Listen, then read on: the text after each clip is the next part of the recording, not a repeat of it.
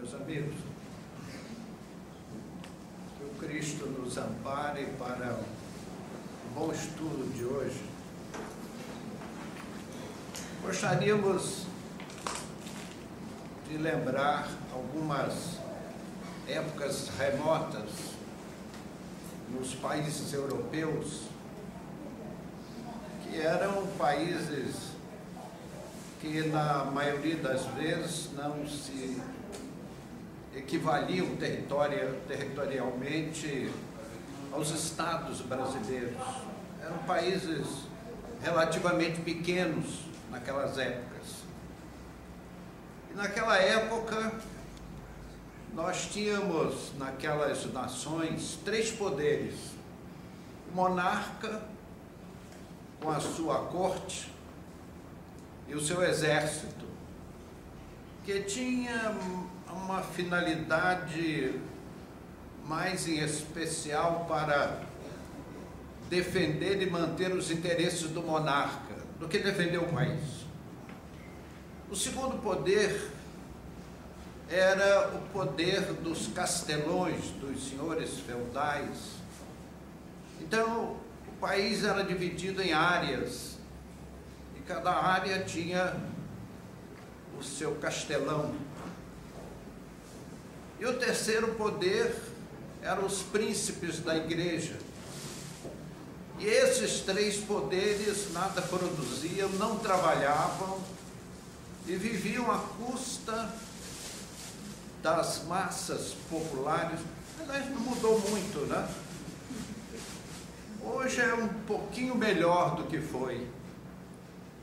Mas naquela época, o senhor feudal tinha um pequeno exército para defender suas terras e o seu interesse pessoal. Então, os trabalhadores rurais, os colonos, uma linguagem moderna, eram eles que produziam. E o senhor feudal confiscava aquela produção e deixava uma pequena parte para o trabalhador rural, o trabalhador braçal, não morrer de fome. E o resto, ele vendia, e aquele ouro, uma parte ia para o monarca e outra parte para os príncipes da religião, que habitavam palácios suntuosos, viviam em meio a muito luxo, sem dar nada em contribuição à sociedade. O povo não tinha educação, não tinha saúde, não tinha nada. Era produzir, e um detalhe importante, pensar sempre pela cabeça do castelão. Aquilo que o senhor das terras pensava, então o povo tinha que pensar também. Porque ele era o senhor da vida e da morte. E com seu exército mantinha uma disciplina a ferro e fogo, ao toque da espada. E a religião existia para promover exéquias, solenidades, liturgias de alto luxo, e que garantiam que aqueles monarcas, aqueles membros da corte, os castelões, todos iam para o céu, quem sabe, com sorte, aqueles trabalhadores rurais teriam assim lá um cantinho, lá no finalzinho do céu, né? Já onde ia terminando o céu e começando o inferno. Era essa a política da época, ser contra a religião, que era muito do agrado do castelão, aquelas solenidades pomposas, muito belas, cânticos, paramentos, aquilo era uma beleza, né? Mas lá na sociedade rural, a maioria daqueles vassalos, eles achavam que a vida era assim. Ou você nascia na corte dos poderosos, ou nascia um peão boia fria, e a vida era assim. Mas em meio àqueles aqueles trabalhadores, havia aqui e ali alguém que raciocinava um pouco mais, e havia uma revolta surda, que não podia ser expressa, porque era politicamente correto, para usar uma linguagem moderna, pensar como o castelão, aquilo que o castelão achava que era, então era, todo mundo estava de acordo. Você queria ter vida longa no reino do feudalismo, que era o sistema reinante na época. Mas nesse mundo, as coisas desse mundo, elas têm sua época. E o feudalismo foi perdendo colorido, perdendo poder. Surgiu uma burguesia, era uma burguesia nascente, com opiniões contrárias. A ciência mudou-se da sacristia para o laboratório. Começou uma ciência empírica, mas já era um louvável esforço. Temos notícias de conceitos da época, alguns que são válidos até hoje. Não vamos seguir esse caminho porque perdemos o fio da meada, mas alguns conceitos foram tão perfeitos que são válidos até hoje no nosso mundo moderno. E aos poucos, aqueles novos pensadores começaram a questionar especialmente a religião. A religião cujos modelos da época se arrastam até os nossos dias. Como se arrasta a oposição à religião? Era o ateísmo. O ateísmo surgiu com essa revolta surda. Aqueles pensadores primitivos, eles lançaram a ideia do ateísmo, não porque fossem contra Deus, eram contra os critérios da religião dominante à época. Porque era uma religião que enaltecia os poderosos, sentava-se à mesa dos poderosos, era comensal dos poderosos, enquanto o povo não tinha educação, não tinha principalmente saúde, e era uma situação lamentável. E o ateísmo se arrasta até os nossos dias. Eu diria que o prazer do ateísta é negar os nossos valores espirituais, é negar a existência de Deus, a existência da alma. E eu diria que se o ateísmo é o veneno, o espiritismo é o antídoto.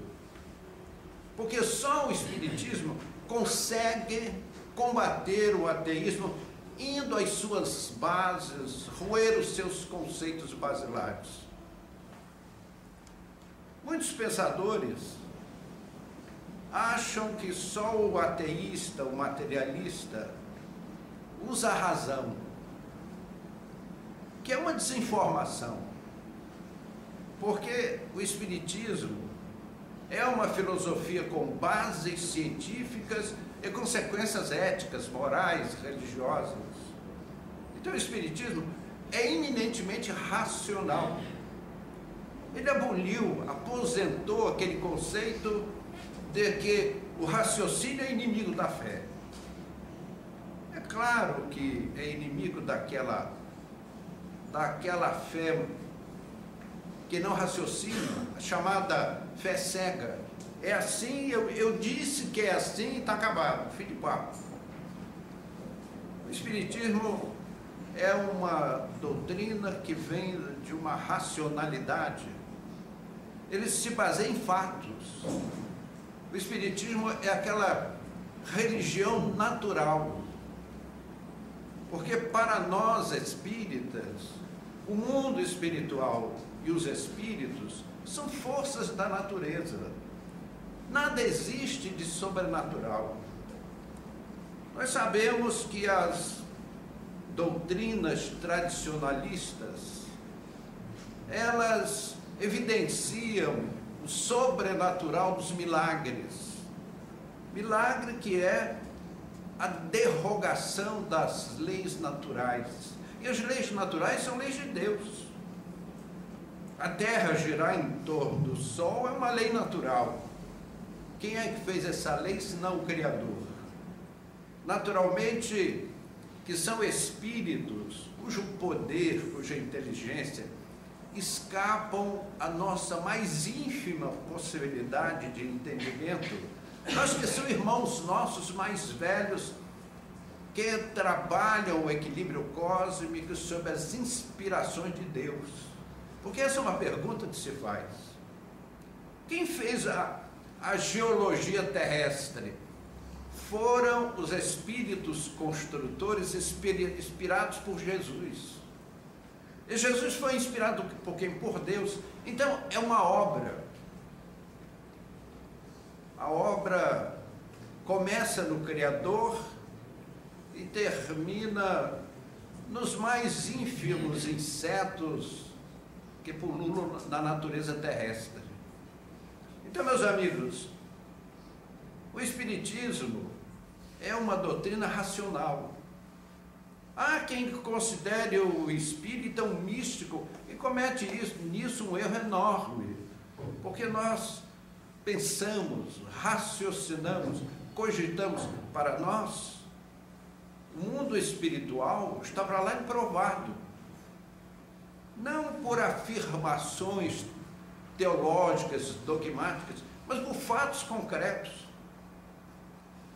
Quantas e quantas vezes aqui falamos sobre isso e já expusemos até uma sequência de slides apresentando os espíritos materializados. Durante anos fiz uma reunião de efeitos físicos, de fenômenos espirituais. Ali nós conseguimos reproduzir tudo aquilo que os experimentadores espíritas produziram ao longo da história da doutrina, desde aqueles célebres trabalhos de William Crookes, e por que não lembrar Eusápia Paladino, que foi assim, fenômeno dos fenômenos, Elizabeth Esperança. Quem gosta de ler, de estudar, é só ler o livro Do País das Sombras, que é uma autobiografia de Elizabeth Esperança. Uma gostosura ler aquela obra de Elizabeth Esperança. Ela conta desde a sua infância os fenômenos espirituais que aconteciam, mas de uma beleza, de uma singeleza que dá gosto ler. Até lamento quem não se prendeu a esse tipo de leitura. Aqui no Brasil nós tivemos assim médiuns portentosos que nos trouxeram fenômenos os mais autênticos. É muito gostoso ler um Trabalho dos Mortos de Nogueira de Farias, quando ele narra todas as experiências da dona Ana Prada em Belém do Pará. Há uma fotografia de Raquel Figner materializada. Ela voltou à vida.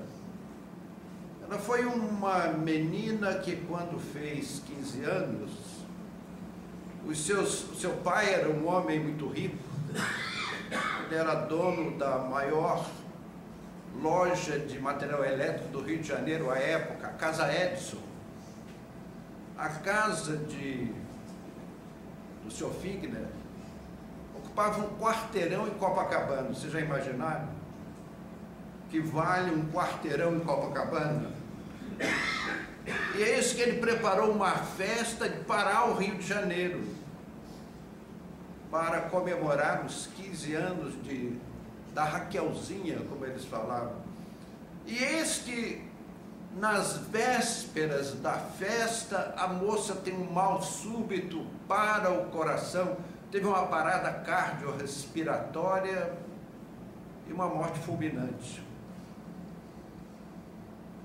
Figner e esposa eram um casal já com muitos janeiros, já com uma certa idade. E agora?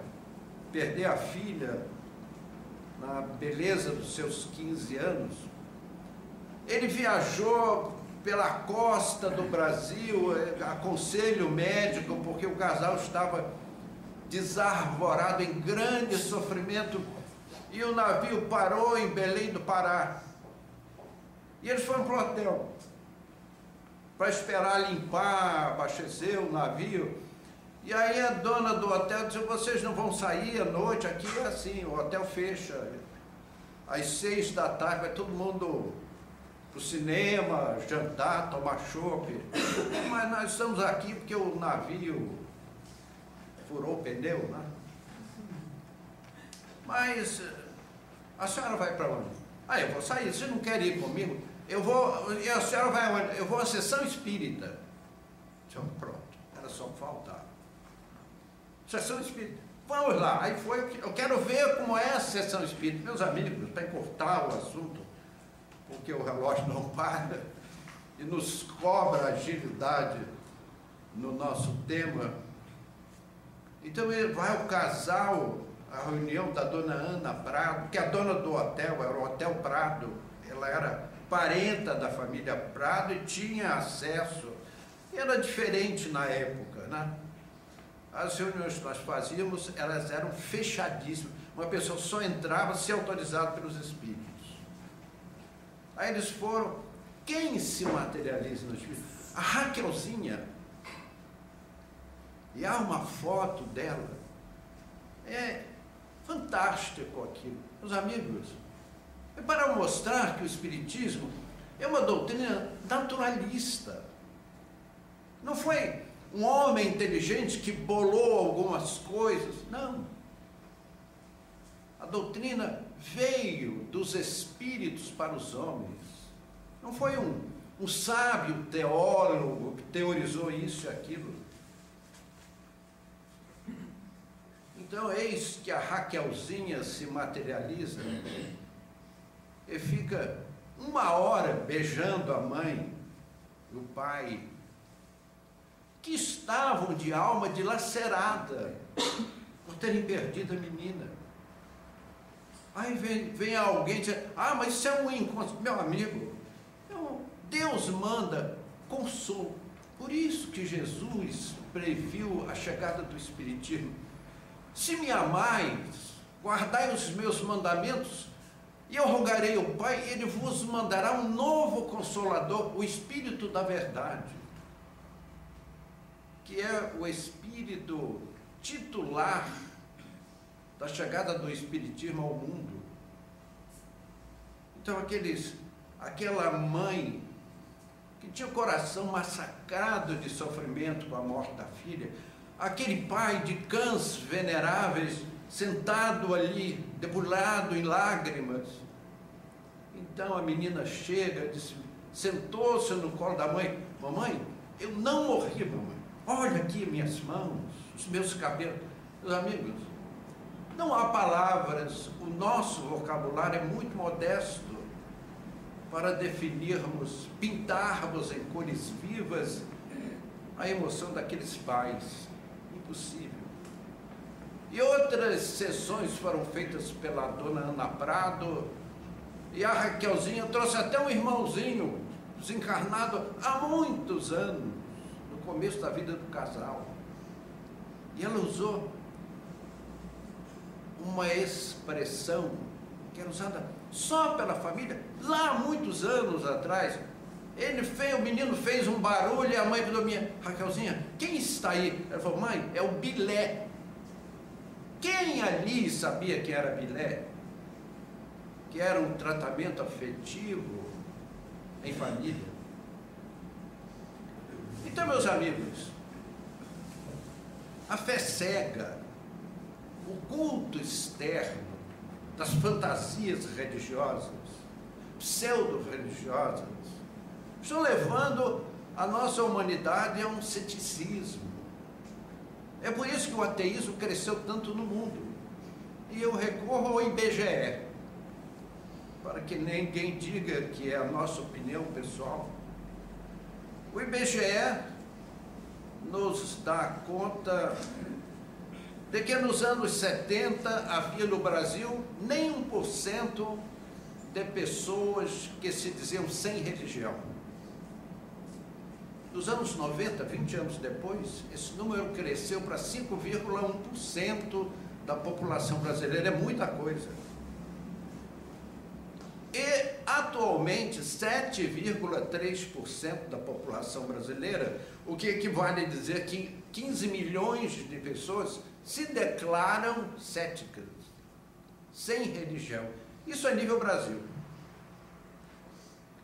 No mundo, existem 240 milhões de ateístas ativos. É uma expressão que não é muito conhecida aqui no Brasil. Ateísta ativo, o que é isso? São indivíduos que não creem em Deus e que trabalham para que a religião seja desacreditada. 240 milhões.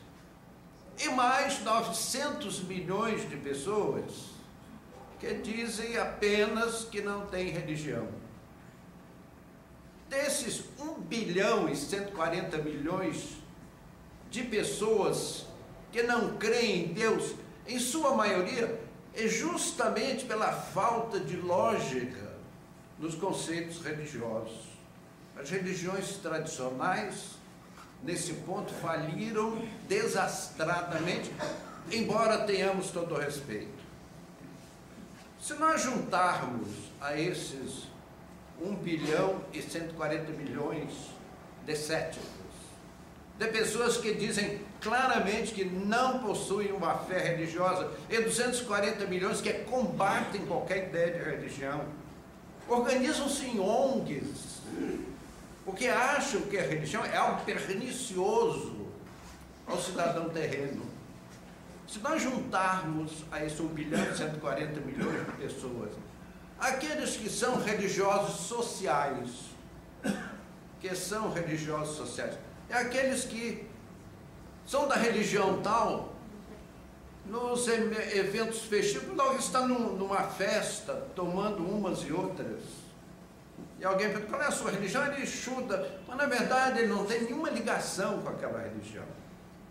E se você somar ainda os religiosos que dizem participar de um certo culto, de uma certa teologia, mas que no fundo têm sérias dúvidas quanto à existência da alma, à existência de Deus.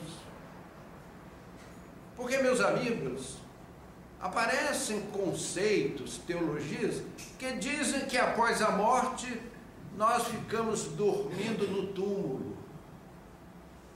Meus amigos, isto não é verdade. Nós, espíritas, somos os religiosos dos túmulos vazios. Falamos no outro dia sobre Victor Hugo, como querem os franceses. Há uma página, um discurso que ele fez, dizendo exatamente isso. Ele também cultuou o sepulcro de Leopoldine Hugo, a sua filha, porque ele achava que ela estava lá. Ele começou a fazer reuniões de tipologia na sua casa, e o primeiro espírito a manifestar-se foi Leopoldino Hugo. E ela disse, papai, mamãe, eu não morri, eu estou aqui conversando com vocês, estou aqui ao vosso lado. E falou uma porção de coisas que eram íntimas de pai e filho. Só os pais de Leopoldine conheciam aqueles detalhes. Então, de onde vinham aquelas informações, se não dessa jovem? Então, Victor Hugo foi a um enterro de uma menina, e ele fez, bom, não precisamos enaltecer a habilidade para falar e escrever de Victor Hugo. Ele foi o gênio da história da humanidade, com as suas obras literárias, que são majestosos ainda hoje, em pleno mundo moderno. Então ele faz um discurso dizendo exatamente isso. Meus amigos, esta menina que faleceu, ela não está aí nesse sepulcro. Ela está viva espiritualmente. A nossa humanidade se meteu, como diz o Matuto, numa camisa de 7 varas, no que diz respeito à fé. Muitos admitem uma religião, uma doutrina, mas balançam quanto à convicção. Porque são aqueles princípios do ou crê ou morre, que nós vemos ainda hoje se arrastar. Vi na televisão no outro dia, católicos e protestantes trocando tiros na Irlanda. Meu Deus do céu, em pleno século XXI, no 3º milênio. Isso em nome de um Cristo que nos mandou amar até o inimigo, amar a Deus sobre todas as coisas e ao próximo como a si mesmo. Então, só o Espiritismo vem trazer os recursos, os meios, para que a criatura humana deixe esse marasmo da dúvida religiosa. O Espiritismo não chama a pessoa a crer, convida o cidadão a tomar conhecimento da sua realidade espiritual, de filho de Deus imortal. É que as pessoas veem a religião como uma carolice. Parece que os páramos espirituais são assim, de pessoas que ficam ali ajoelhadas, rezando, que cá para nós deve ser uma coisa insuportável. E então o céu, como um jardim muito bonito, o Senhor sentado num trono de ouro, e os religiosos, aqueles que ganharam o céu, assim, daquele jardim, assim, rezando o tempo todo. Meus amigos, com todo respeito, que coisa chata. Será que Deus não tem algo de melhor? Nós olhamos as maravilhas celestes, nós moramos numa falsa nebulosa chamada Via Láctea, que possui 200 bilhões de sóis, e nós estamos no meio. E quantas Via Lácteas existem nos céus do nosso infinito? 100 milhões, cada uma com 200 bilhões de sóis. E achamos que Deus é aquele velhinho de longas barbas brancas ali para ser venerado. E é isso que a mente moderna dinâmica, o homem dos computadores, dos transplantes, das espaçonaves, etc., não consegue conviver com isso. Necessário sairmos desse medievalismo ortodoxo para uma doutrina moderníssima, como a doutrina espírita. Porque nós, espíritas, abrimos o nosso coração para receber os nossos tutores espirituais, que nos trazem esses comentários que nós, mal e porcamente, conseguimos transformar na linguagem humana, das mais difíceis, porque somos pessoas profundamente limitadas na língua para interpretar o pensamento desses sábios espirituais que dirigem os destinos desta casa. Então, meus amigos, o Espiritismo é aquela religião natural. Nós não somos fruto de uma teologia. Foram os próprios espíritos que trouxeram as informações. Fala-se muito de Allan Kardec, porque ele foi o coordenador desse trabalho. Mas esse trabalho vem pelo mundo todo. Os ateístas têm ojeriza, aversão a qualquer forma de misticismo, de sobrenatural, Engraçado, nós espíritas também. O espírita não é um místico. Quem assim pensa está profundamente equivocado. Nós damos abraços com o raciocínio, com a inteligência, com a lógica, com a coerência. Quando nos trazem um conceito pensando em espiritualidade, nós queremos examinar e concordar ou não. Que é o diferente da fé cega. Será, meu Deus do céu, que no terceiro milênio, em 2011, ainda se fala em fé cega, em crer sem raciocínio? A fé sem raciocínio é morta. Ela não se sustenta ao longo da história. Allan Kardec era avesso a qualquer gênero de carolice religiosa. Repugnava-o qualquer misticismo, qualquer princípio maravilhoso, sobrenatural. Mas vejam, amigos, leia em Arthur Conan Doyle a história do Espiritismo. Mas o dia em que jogaram à mesa elementos inconteste da realidade da espiritualidade, Allan Kardec teve a humildade de descer do seu pedestal de mestre da Sorbonne para aceitar a realidade da vida espiritual. Ele fez testes cruéis para aqueles médiuns que ele recebia com reticências, com o pé atrás. Mas quando os espíritos mostraram a imortalidade da alma, Allan Kardec sentiu uma felicidade no peito, como sentimos todos nós. Já falamos aqui reiteradas vezes, custa muito pouco repetir. Os fenômenos mediúnicos são capazes de trazer os nossos entes queridos para a objetividade do mundo terreno, sem deixar dúvidas. E Allan Kardec passou por isso. Ele fez uma reunião histórica para a história do Espiritismo com uma família em que era um casal, pessoas simples, e duas meninas. Uma tinha 12 aninhos, outra tinha 13 aninhos. E os espíritos começaram a escrever numa folha de papel, a partir do centro, numa espiral parabólica. Por que os espíritos fizeram isso?